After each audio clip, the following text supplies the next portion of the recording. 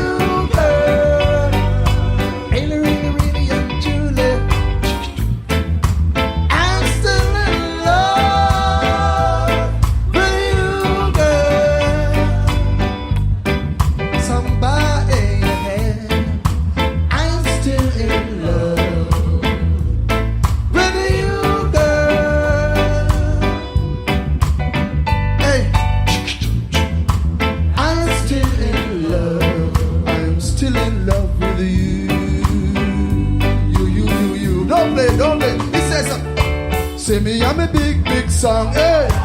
Watch how me mash up the town. Love is all I bring. Remember khaki suit and thing. Can't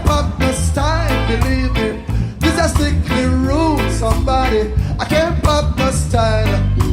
Really, this is sickly. I gotta let it out.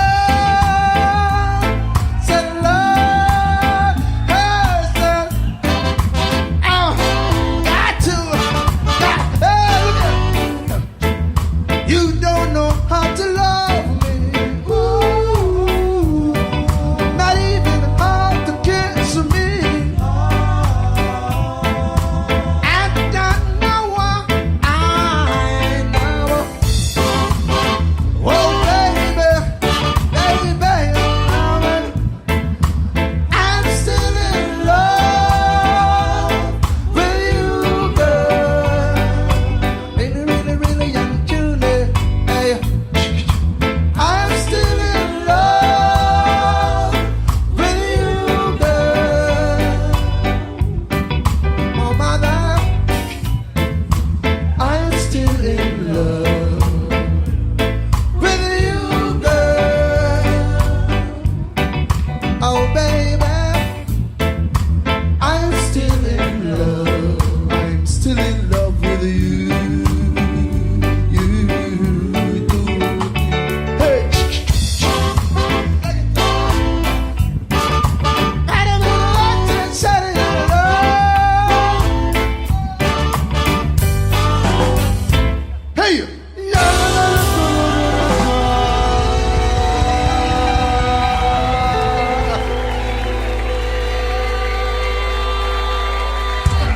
Thank you, Missy.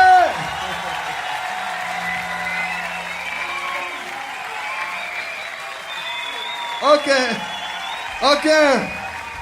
Thank you.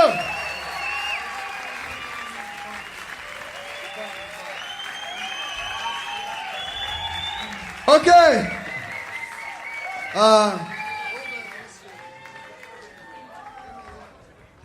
Okay. I'd like to do a song. This one's requested to all of you. Yes, this one coming up. But before I sing the song, please, for Aspo, put your hands together for Aspo. Let me hear it. Put your hands together for Aspo. Big band song. Big band song. Big band. Yeah. That's Europe #1 reggae band. Europe #1 reggae band. Remember, don't forget, #1 Aspo.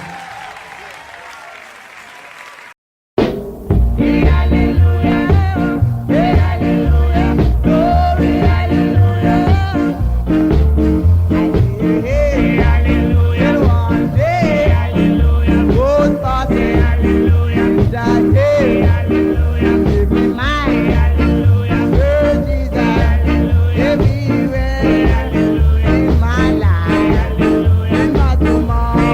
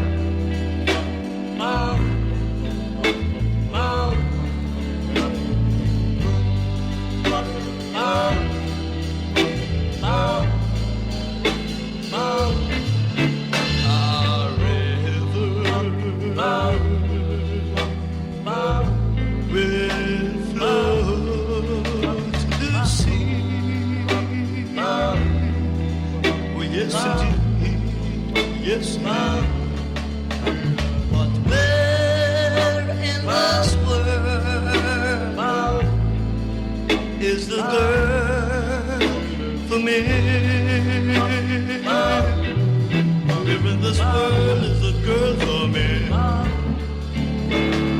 Where in this world is the girl for me?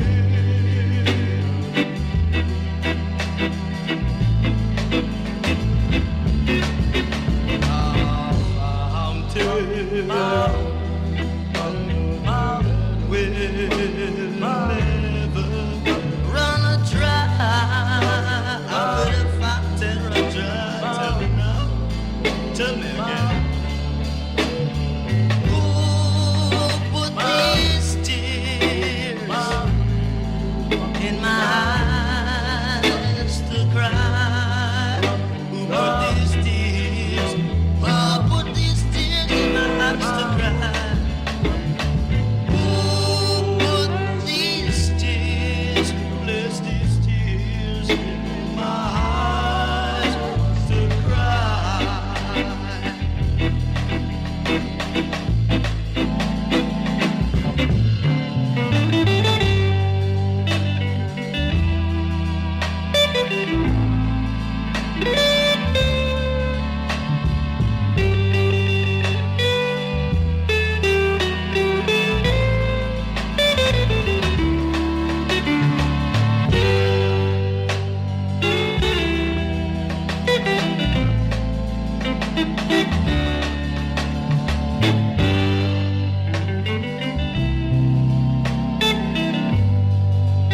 Oh yes, indeed.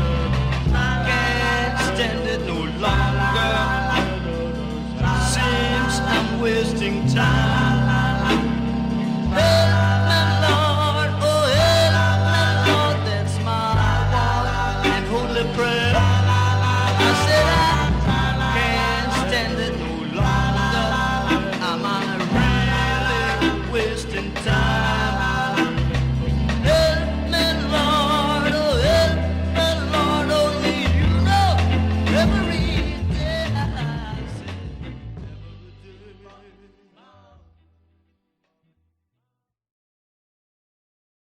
Welcome to Reggae Hour, everyone. Today, we're not just discussing a birthday. We're talking about a genesis, a pivotal moment in the history of global music. On January 26, 1932, in Kingston, Jamaica, a boy named Clement Dodd was born. The name might not immediately resonate with everyone outside of reggae circles, but his impact, his foundational work, is undeniable. He would, of course, become famously known as Coxsone Dodd, the visionary behind Studio One. This isn't a story of celebrity in the traditional sense. It's a deep dive into the architecture of an entire cultural movement, built brick by brick, sound by sound. Haile Selassie I, my brother. Indeed, it is a genesis, a divine orchestration of sound and spirit. To speak of January 26, 1932, is to speak of destiny unfolding. From the very womb of Jamaica, a listener was born, one who did not just hear music with him ears, but with him very soul. Coxsone Dodd was not just a man. Him was a vessel, prepared by the Most High to capture the vibrations, the yearning, the very heartbeat of a people yearning for voice. Him legacy is more than records. It is the building of a sanctuary through rhythm, a place where the truth could reside and resonate. That's a powerful way to frame it, Zionia, a sanctuary, because if you look at Jamaica in the 1930s, 40s, and 50s, before independence, it was a very different place. It was a colonial society, largely agrarian with significant economic disparities. Entertainment, particularly recorded music, was a luxury. Radios were scarce and record players even more so. What little music reached the masses often came from overseas, American rhythm and blues, jazz, drifting in on shortwave radio signals. There was a hunger, a real thirst for sound, for cultural expression that resonated with the local experience. A hunger, yes, for the food of the spirit. The colonial chains did not just bind the body. Them sought to shackle the mind and the soul. But Jah provided a way, a path through the wilderness of oppression. Sound in its purest form is vibration, and vibration cannot be contained. It travels, it penetrates, it awakens. The music that reached the shores, though foreign, was like a seed planted, waiting for the fertile Jamaican soil to give it root and transform it into something uniquely our own. Coxsone, him was the gardener, preparing the ground. And he didn't just prepare the ground, he built the entire irrigation system. The concept of the sound system truly took root in this environment. It began as a practical solution, A truck, a powerful generator, massive amplifiers, and stacks of custom-built speakers, all to play imported American R&B records at dances and street parties. These early sound system operators like Coxsone, Duke Reed, and Prince Buster were pioneers. They were literally bringing music to the people, creating mobile nightclubs in a time when such venues were non-existent for the working class. Coxsone in particular had a relentless drive. He traveled to the States, specifically New Orleans and New York, not just to hear the latest tunes, but to buy them, often directly from artists or obscure record shops, ensuring he had exclusive tracks, what they called exclusives or specials, that no other sound system possessed. That competitive edge was critical. Rastafari, the exclusivity was not just about winning a clash, it was about holding a treasure, a sacred offering for the people. For in those dances, in those street gatherings, the sound system became more than entertainment. It became a university, a parliament for the masses. When the colonial system denied proper schooling, denied space for reasoning and upliftment, the sound system stepped in. It was where the youths gathered, where them learned about the world through rhythm and lyric, where them found them voice, and where them found solidarity. Coxsone's journey to Babylon, to bring back the sound, was a pilgrimage of provision. Him heard the cry of the people, and him sought to answer it with sonic sustenance. That's a profound point, Zioni, about the sound system as a form of education. When formal institutions failed, when access to knowledge and cultural expression was limited, these sound systems became vibrant centers of learning and community. They weren't just about dancing, they were social hubs, political forums, and incubators for new ideas. And Coxsone, with his discerning ear, began to notice something crucial. While the American R&B was popular, there was a growing desire for something more local, something that spoke directly to the Jamaican experience. This realization was the spark for something even bigger, creating the music himself. Yes, me brother, him heard the drum of the people's heart. Him heard the ancestral call for a sound that was truly from the soil, from the spirit of the land. The foreign rhythms were good, a stepping stone, but the soul yearned for its own reflection. And that is where the true architect revealed himself. Coxsone was not just importing sounds. Him was a deep listener, discerning the vibrations of the future. Him recognized that the people needed to hear themselves, to feel their own stories and struggles woven into the fabric of the music. This was not merely about business. It was about giving birth to a national identity through melody and bass. And that birth manifested in Studio One. After his initial success with sound systems, Coxsone Dodd made the ambitious leap into record production. He established his own recording studio and label, Studio One, in 1963. This was revolutionary. In a time when most aspiring Jamaican artists had to go to foreign studios or rely on very rudimentary local setups, Studio One offered a professional, dedicated space. But it wasn't just a studio with equipment. It was a system, a factory of sound. He had a house band, the Scatterlights, a legendary group of musicians who were virtuosos in their own right, and they could transform any raw idea into a polished track. This setup allowed for an incredible volume and quality of output, essentially creating the sound of ska, then rocksteady, and eventually laying the groundwork for roots reggae. Rastafari provide. Studio One, it was indeed a womb, a sacred space of creation. The Scatterlights, them were the midwives of a new era, blessing each rhythm with their skill and spirit. Think of the intention, the faith, the discipline required to build such a place in those times. It was an act of profound belief in the cultural power of the people. Coxsone saw beyond the immediate. Him heard the potential in every voice, every melody, every beat that walked through him door. Him didn't just produce records. Him cultivated dreams. Him nurtured prophecies. Him gave wings to the voices that would carry truth and liberation across the entire world, not just Jamaica. That's why many refer to Studio One as the Motown of Jamaica. It's a fitting comparison, not just for the sheer volume of hits produced, but for the comprehensive approach to artist development. Barry Gordy at Motown had his in-house songwriters, choreographers, and an assembly line process for creating stars. Coxsone Dodd had a similar, albeit uniquely Jamaican methodology. He had an incredible ear for talent, signing artists who would become legends: Bob Marley and the Wailers, Burning Spear, Dennis Brown, Alton Ellis, Ken Booth, Horace Andy, Freddie McGregor. The list is exhaustive. He didn't just record them, he guided them, shaped their sound, provided a platform, and most importantly, gave them a consistent output. For many, Studio One was where they learned their craft, where they honed their artistry, where they truly found their voice. The comparison to Motown is true in its foundation, but the spirit was different, my brother. Motown had a commercial vision. Studio One had a cultural mission, divinely inspired. It was a crucible where the raw gold of Jamaican talent was refined. Coxsone, him was like a shepherd, gathering the lost sheep, those with the gift of song, and guiding them to pasture. Him didn't just hear the voice, him heard the message encoded within it. He heard the cries for justice, the yearning for love, the deep spiritual truths that resonate through time. The Wailers before them were worldwide icons. Them were youths in that studio, finding them harmonies, shaping them lyrics under Coxsone's guidance. It was truly a cultural womb, birthing prophets and poets for the world. And it was a demanding environment. Coxsone was known for his strictness, his meticulousness. He ran Studio One with an iron fist, but always with an ear for excellence. He sometimes had artists record songs multiple times until they achieved the exact sound he envisioned. He understood the nuances of rhythm, the power of a bass line, the infectiousness of a horn riff. He was a conductor, ensuring every instrument, every voice played its part in the symphony of Jamaican music. This discipline, this pursuit of perfection, is precisely why Studio One's catalog remains so timeless, so influential. It wasn't about quick hits, it was about crafting enduring sonic landscapes. Discipline, yes, but born of vision, not tyranny. A carpenter must be precise with him tools to build a strong house. A producer, a cultural architect like Coxsone, must be precise with the sound to build a strong foundation for the people. The Most High gives us gifts, but we must refine them, work them, make them righteous. Coxsone understood that. Him pushed the artists not out of malice, but out of a deep knowing of them potential, and the potential of the message them carried. Him saw the long road, the enduring legacy, and him worked to ensure that every note was solid, every word true, so that the message would stand the test of time and cross all oceans. And it certainly has stood the test of time. The sheer volume of classic rhythms that originated at Studio One is staggering. Many of today's dancehall and reggae tracks are still built upon foundational rhythms created by Coxsone Dodd and his musicians decades ago. This is where his architecture truly shines. He didn't just produce songs, he created templates, sonic blueprints that are continually reinterpreted and celebrated. It's a testament to the strength and versatility of those original compositions. Think of the Real Rock Rhythm, or Death in the Arena, or Meanwhile. These are more than just songs, they are cultural touchstones, endlessly adaptable. Infinite blessings. The rhythms, them are the very backbone, the spiritual spine of the music. Each one is like a sacred scroll, containing wisdom and vibration that continues to unfold. When a sound system plays a Coxsone rhythm today, it's not just music, it's an invocation, a connection to the ancestors, to the foundation. It's proof that what is built with intention, with heart and soul, cannot be destroyed. It merely transforms, adapts, and regenerates. Coxsone truly built something that outlives him, a living, breathing testament to the power of creative faith.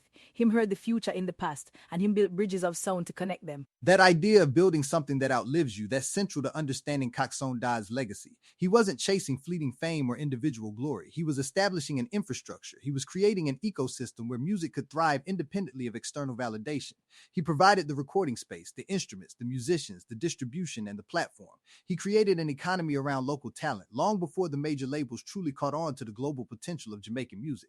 This entrepreneurial spirit, combined with his artistic vision, truly solidified reggae as a force to be reckoned with, both culturally and economically, for Jamaica and the world. Indeed, him was a visionary, a prophet in his own right, seeing the seed before it bloomed into a mighty tree. This wasn't about self-aggrandizement. It was about empowering a community, giving voice to a nation that had long been silenced. The system him built was not just for him own profit, though prosperity is a blessing from Jah. It was a system for the people, to elevate them, to educate them, to give them a platform to speak their truth to power. The artists who passed through Studio One, them learned more than just how to sing. Them learned resilience. Them learned the power of them own message. Them learned self-reliance. This was a school of life, guided by the rhythm and the word. It truly was a comprehensive education. Many of those who started at Studio One went on to become successful producers, engineers, and artists in their own right, spreading the knowledge and skills they gained under Coxsone's tutelage. It's a ripple effect that continues to this day. The foundational lessons in songwriting, arrangement, and the business of music, all of that was cultivated in that environment, and it all stemmed from that initial vision, that belief in the inherent value of Jamaican sound, at a time when much of the world was still looking elsewhere for musical inspiration. A ripple, yes,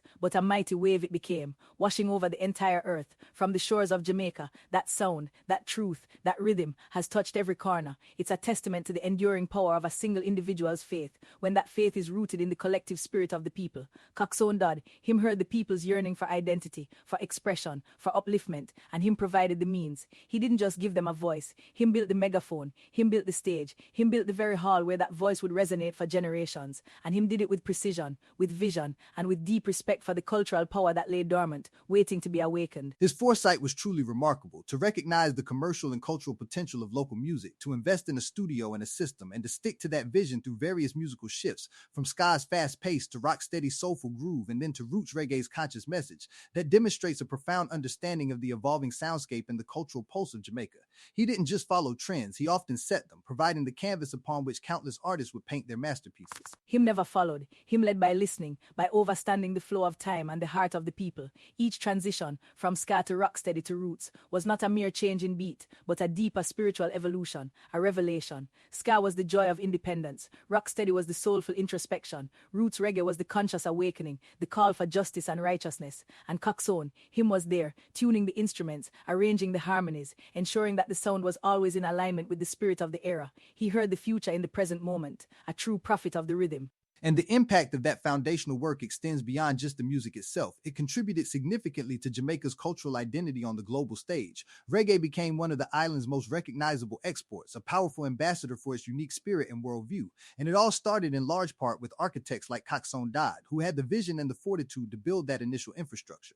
Without that discipline, that intention, that belief in local talent, reggae as we know it might not have achieved its global reach and enduring legacy. True, me brother. The music carried the flag, but Coxsone built the ship that sailed it across the seas. It was a declaration of self, a manifestation of the Jamaican spirit. It taught the world about our struggles, our joys, our faith. It spoke of unity, of justice, of righteousness, in a language that transcended all barriers. So when we celebrate January 26, 1932, we are not just celebrating a birth. We are celebrating the deliberate, intentional genesis of a global cultural movement, engineered by a man whose faith in sound was as deep as the ocean itself. His legacy is not just in the grooves of the vinyl, but in the heartbeats of every soul touched by the reggae rhythm. Absolutely. It really drives home the point that greatness isn't always about individual stardom. Sometimes it's about being the quiet foundational force that enables countless others to shine. Coxsone Dodd's legacy is etched into the very DNA of reggae music, a testament to what can be achieved with clear vision, relentless dedication, and an unwavering belief in the power of culture. He saw the potential in a tiny island nation and helped amplify its voice to the entire world, piece by piece, rhythm by rhythm.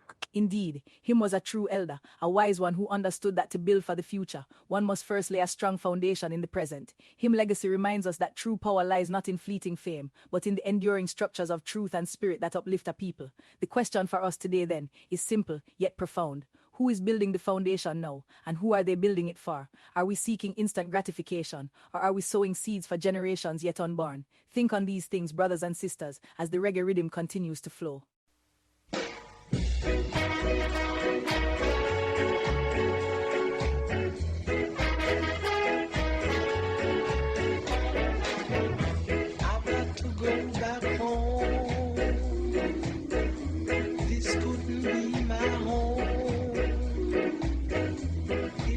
Somewhere else, or I would kill myself, 'cause I can't get no close to it, can't get no food to eat, I can't get a job to get bread. That's why I've got to go back home. If I've got to go, I've got to go back home. If I've got to see it, I've got to go back home.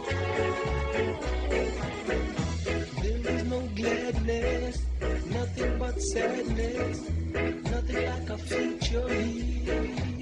I've got to leave this land, I've got to find myself on some other side. I just can't stand this life of living. Lord, I can't get no close to it, can't get no food to eat, can't get a job to get bread. That's why I've got to go back home.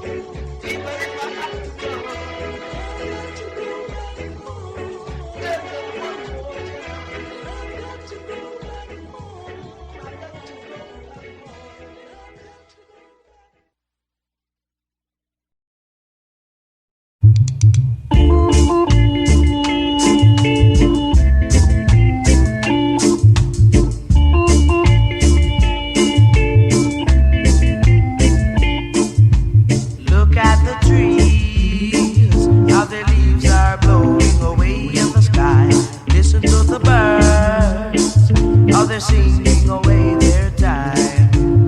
Look at the sun, how it shines bright in the sky. All these things were created by the Father. Look at the grass, how it makes your lawns look pretty. Look at the flowers, how it makes your gardens look pretty too. Even when you're feeling weary, die.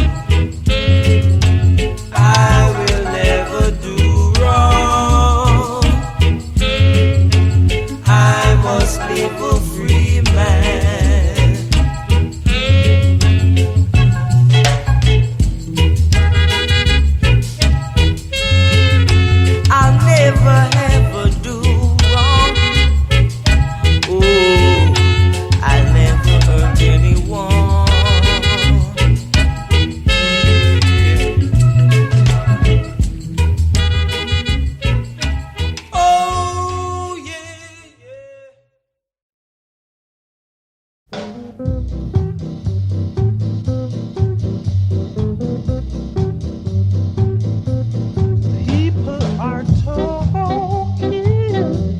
They say I'm down. Won't someone please tell them for me? They just can't see that someone like me, who was born to be the boss and the king for everything, I'll be progressing all along the way.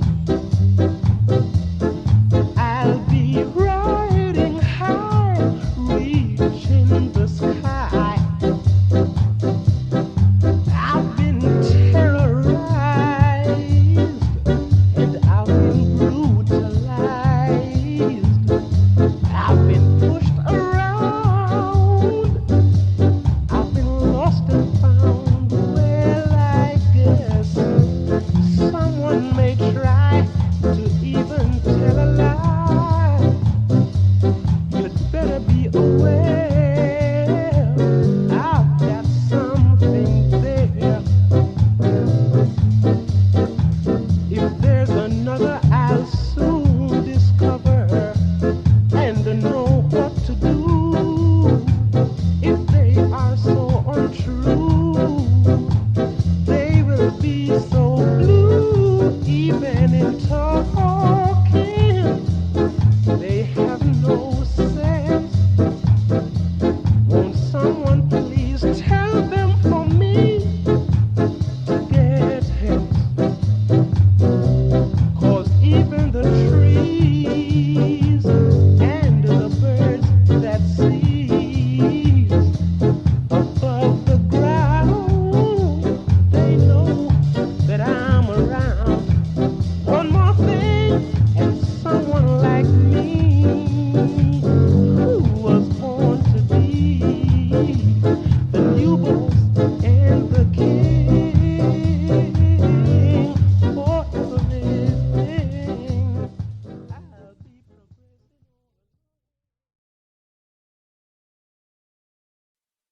Welcome back, listeners. Last time we immersed ourselves in the towering figure of Clement Coxsone Dodd, the undeniable architect behind Studio One. We spoke of his vision, his unyielding drive, his almost mythical ability to spot talent and cultivate a sound that would ripple across the globe.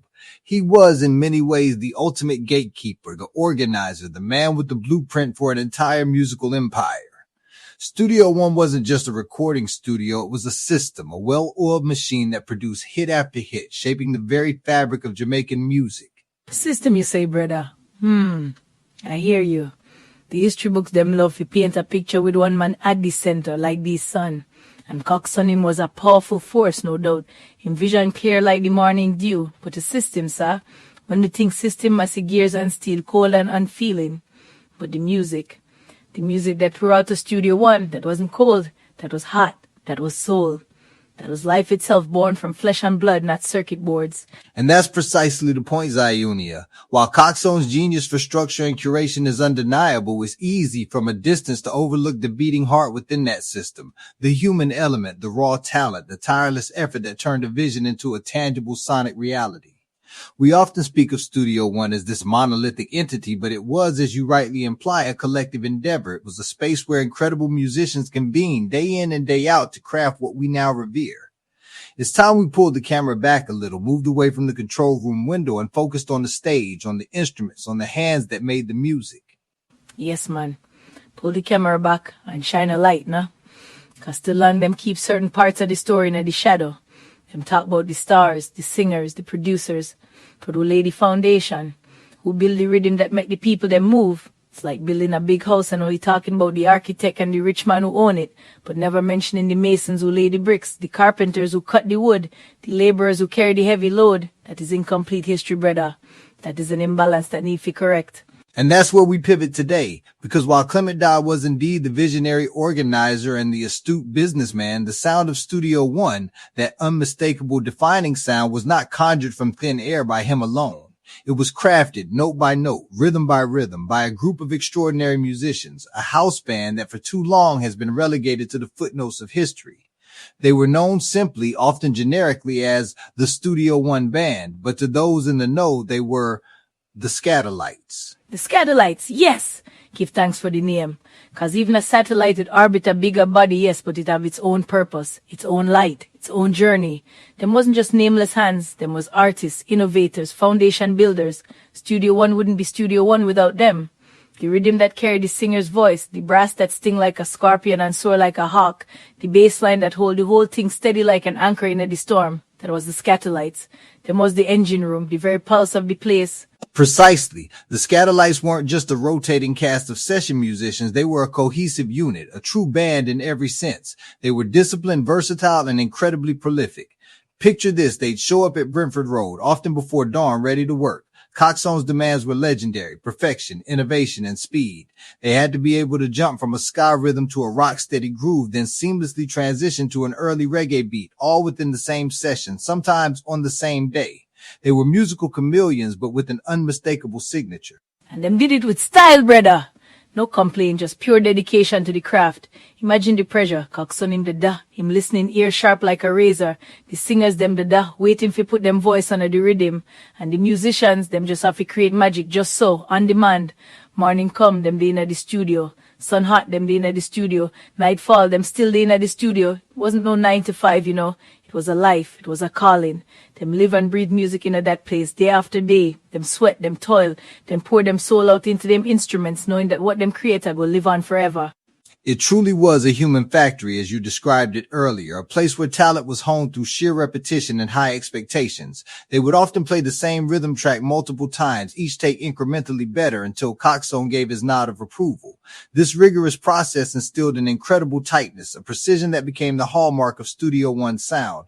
Think of the rhythm section: Leroy Sibbles on bass, often accompanying himself on drums, or Lloyd Knib or Phil Callender, Jackie Mittoo, organ and piano, Ernest Wrangling, guitars, Roland Alfonso, Tommy McCook, Bobby Ellis on horns.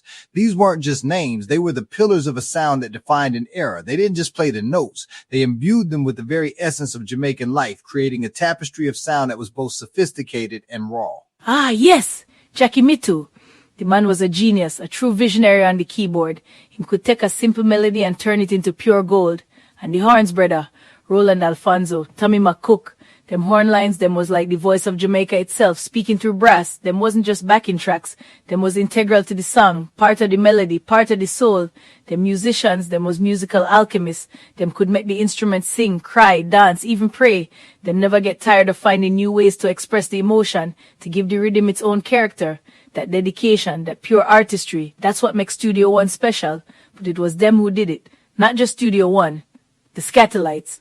And yet, despite this monumental contribution, despite their daily presence and the indelible mark they left on every single recording, their individual identities were often subsumed. You'll find countless Studio One records from that era simply crediting the Studio One Band, or even more generically, just Studio One musicians. It was a common practice at the time, not unique to Coxsone or Jamaica, but certainly prevalent within his operation. Individual musicians, the very people whose fingers and breath shaped these iconic sounds, frequently went unnamed on the record labels, their brilliance attributed to the system rather than to their unique genius. Common don't mean right, brother. Don't you dare come here and tell me common practice. It was a practice of erasure, a practice of theft, spiritual theft, to take a man's labor, in creativity, in very soul that him pour into the music, and then take away him name. That is not just a business practice, sir. That is a wickedness. It's like planting a mango tree, tending it, watching it grow, nurturing it till it bear the sweetest fruit. And then when the fruit ripe, somebody come and pick it all, sell it, and say the tree was never there. Them silence the musicians, not just on the labels, but in the narrative. They make them invisible so the producer could shine brighter, so the system could claim all the glory. Anonymity was not consent, it was control, it was survival. You take the money, you keep your head down, you play the music. But the pain of being unseen, unheard, uncredited, that pain live on in the generations. My ancestors feel it, and I feel it now, hearing you speak about common practice. No, not common, but cruel. Zayunia, I understand your passion, your anger, and you're absolutely right to challenge that narrative. My bad. My intent isn't to justify, but to contextualize how widespread this issue was and to acknowledge the very real pain and injustice it caused. The reality was a complex web of power dynamics. Clement Dodd owned the studio. He owned the masters. He controlled the distribution. He had the access to radio, the connections with journalists, and ultimately the final say on what went out into the world and how it was presented. In that era, the producer, the label owner, was the one who spoke to the press, who traveled internationally, who became the public face of the sound. The musicians were paid per session, a flat fee, and that was often considered the extent of their compensation for their creative input. There was no concept of royalties or ownership shares for the band members on individual tracks for many years. A flat fee, yes. A pittance in truth compared to the treasure them was creating. And the producer them became the legends. Them names echo through the halls of history. And the musicians, the ones whose fingers make the magic, them remain in the shadows, struggling. Them have to tour, work other jobs just to survive, while the music play all over the world, building fortunes for others. It's a cruel irony, brother. Give thanks for Coxsone's vision. Yes, give thanks for the opportunities him create, but give truth too. The truth about the sacrifices made, the talent exploited, the names erased. We must speak the truth so the balance can return. So the young ones now them can learn from the past and demand better for them future. Cause if we don't speak it, it will just repeat itself generation after generation. And that truth is essential because without the satellites, the very foundation of Studio One's legacy crumbles. When we talk about the Studio One sound, we're not just talking about Coxsone's production aesthetic. We're talking about the tight, intricate rhythm sections that were instantly recognizable. Leroy Sybil's bass lines, for example, were not just grooves. They were melodic driving forces that almost sang themselves. They carried the entire song, providing a bedrock that allowed the vocalist to truly soar. Then you have the precision horn lines, those iconic, often staccato, sometimes soaring arrangements that provided counter melodies and emotional depth, adding a sophisticated layer that elevated the music beyond simple dance tunes. This wasn't accidental. It was the result of incredibly disciplined, dedicated musicians who understood dynamics, harmony, and the subtle nuances that make a great recording truly timeless. They were expected to be perfect on every take, and their ability to deliver under pressure is what defined that era. Indeed, the discipline, the intuition, the pure talent. You could close your eyes and know it was Studio One, just from the rhythm section alone, the way the bass and drum locked in, like two lovers dancing in perfect harmony, and the guitar skank, bright and sharp, punctuating the beat. The musicians, them understood the spacing of the music too, when to play, when to hold back, when to push, when to relax. Them could make a rhythm feel both sparse and full at the same time. That's not something you can teach from a book or a blueprint. That come from deep within, from years of playing together, of listening to each other, of being one heartbeat, one musical mind. So when a singer step into the booth, the foundation already solid, already vibrant, already pulsing with life. All them had to do was add them voice, and the magic was complete. Without the scatterlights, Studio One would be a shell, a vision without the hands to build it, a dream without the sound to manifest it. It's a powerful point, Zayunia. It brings us to a crucial philosophical discussion, the ongoing tension between oral history and written history. My role often is to present what's documented, what's in the archives, what's credited on official releases, what's been discussed in academic texts or documentaries. The books tell us Studio One band. They list various musicians in liner notes. They highlight the producer, the label, the owner of the intellectual property. That's the structured, verifiable narrative that exists in the public record. My role, brother, is to speak the truth of the memory, the truth of the lived experience. The books them can only capture so much, Them write down what them see fit, what them want the world to remember. But what about the stories whispered on the veranda late at night? What about the laughter and the tears shared in the rehearsal room? What about the struggle them face every single day trying to feed them families while their music make other people rich? Them things never make it to tape, never make it to the official credits, never make it to the archives, but them live on in the hearts of the people who was there, the ones who witnessed it, the ones who felt it. My history is in the rhythm of the drums, in the way the elders tell the tale, in the very fabric of our culture. And that history, it must stand side by side with the written word, not beneath it. And that's where the richest understanding lies, isn't it? In that beautiful, sometimes uncomfortable intersection, neither one fully complete without the other. The written record provides a framework, dates, names, official releases. But the oral tradition, the personal accounts, the stories passed down, they fill in the emotional gaps. They give depth and color to the bare facts. They highlight the human cost and the incredible resilience. It's about remembering that behind every Studio One band credit were names like Lloyd Kinnear, Jackie Mittu, Leroy Sybils, Ernest Wrangler, Franklin, Roland Alfonso, Vin Gordon, and countless others who dedicated their lives to that sound. Their stories, even if not fully documented in ledger books, are etched into the grooves of those records and into the collective memory of a nation. Yes, brother. Etched into the grooves, etched into the soul. And that is why the story matters now more than ever. We look at the music industry today and we see the same patterns repeating. Producers getting all the credit, artists fighting for ownership of their masters, musicians getting session fees but no royalties from streaming. The battle for fair compensation, for proper credit, for artistic integrity, it's still ongoing. The Scatterlights, them are not just a relic of the past, them are a mirror reflecting the present. Them story remind us to always ask, who is truly making the music, who is truly creating the art, and who is benefiting the most from it. It's a crucial reflection. In an era where music is consumed digitally, often with minimal metadata or credits, the struggle for proper attribution remains incredibly relevant. The algorithms might push the hitmaker or the producer, but the hands, the minds, the countless hours of creative input from the session musicians, arrangers, and engineers often get lost in the noise. The Scatterlights' journey, their immense talent, their profound impact, and their subsequent struggle for recognition serves as a timeless cautionary tale, urging us to look beyond the headlines and celebrate every contributor to the art we love. So the next time you hear a sweet Studio One rhythm, the next time the bass line grab you and the horns uplift your spirit, don't just think Coxsone, don't just think Studio One, think the Satellites, think Leroy Sibbles, think Jackie Mitu, think Roland Alfonso, think of all the unsung heroes whose genius built the foundation, think of the people, the individuals who poured their very essence into that music, cause when you say Studio One, who are you really thanking? Zero.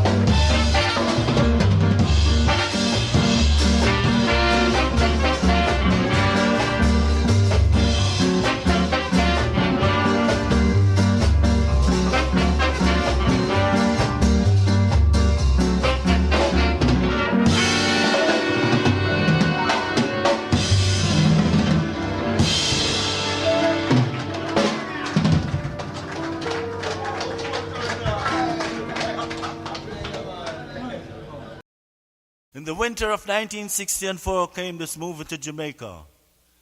The Scatterlights took the music from the movie, put it to the ska, and came up with this sound. It's called Bye! Bye! Bye! Bye! Bye! The Guns of Navarone.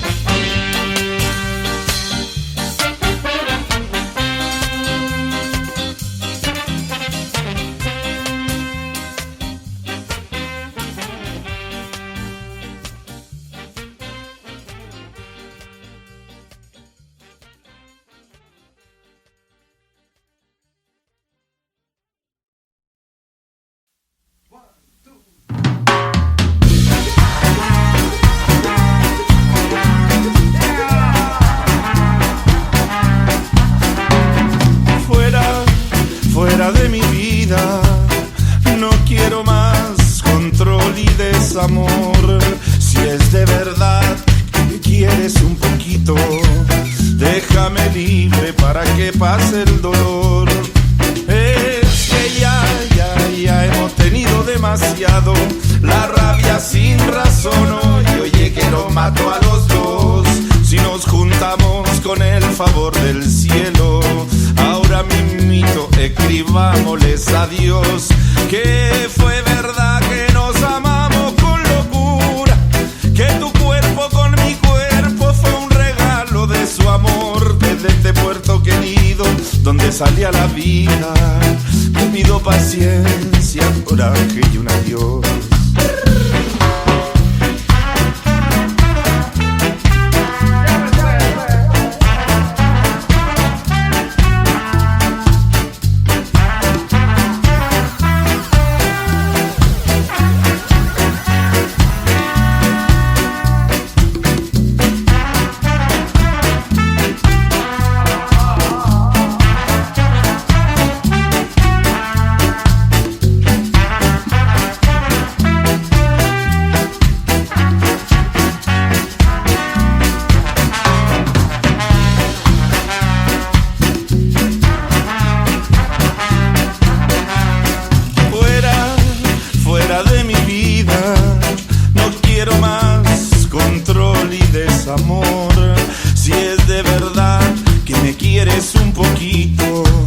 Déjame libre para que pase el dolor.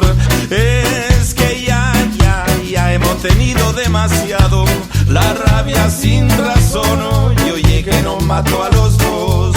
Si nos juntamos con el favor del cielo, ahora mismito escribámosles a Dios que fue verdad que nos amamos con locura, que tu cuerpo con mi cuerpo fue un regalo de su amor desde este puerto querido donde salía la vida. Te pido paciencia, coraje y un adiós. Te pido paciencia, coraje y un adiós. Te pido paciencia, coraje y un adiós.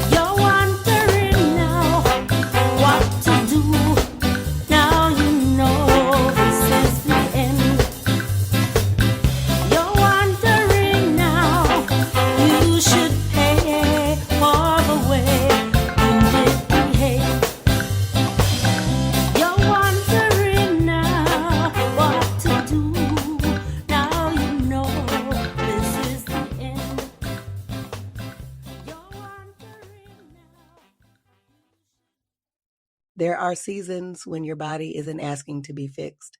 It's asking to be listened to. If you've ever felt worn down, out of sync, or like your body is changing faster than you can understand, you're not alone. That's one of the reasons I want to thank Ziva Life for supporting this podcast. Ziva Life offers clean, plant-based wellness products designed to support everyday nourishment and balance, especially during seasons when your body is asking for more gentleness, not pressure. This isn't about quick fixes or promises. It's about giving your body something supportive while you're learning to listen again. If you'd like to explore Ziva Life for yourself, you can visit zivo.life and use the code Reggae Hour. One word for 30% off. Mama Never Told Me may earn a commission at no additional cost to you. And as always, only take what feels supportive for you. Now, let's continue. BOSS Radio, Southside Bosses, its owners and associates take no responsibility for the opinions or statements made by the talk show host or their guests. Statements or show topics are not necessarily the beliefs of the site or the radio station, and opinions between talk show hosts may conflict. This site does not endorse anything as the truth. That you will have to judge for yourself. But we try to speak the truth on the owner's behalf and reserve the right to question the supposed truth. In this time of misinformation, government-controlled media, and government corruption, it is sometimes hard to get to the truth, but we must try. It is not our intention to libel, discriminate, make hate, or annoy anyone. We believe that it is our constitutional First Amendment right of free speech to voice our opinions and our duty to the Constitution and country to expose the truth. This site takes no responsibility for the opinions of others and the postings of comments in chat rooms or forum posts. Thank you for riding these reggae waves with me on Reggae Hour. If this episode hits your soul, don't forget to subscribe, leave a review, and share the message. Follow me on Instagram, YouTube, and Facebook. Links in the show notes. Next week, a Hidden Roots icon whose story will blow your mind. Until then, keep the music alive. One love. Greetings, Master, but this is Tasha T representing for the Reggae Hour, you done know?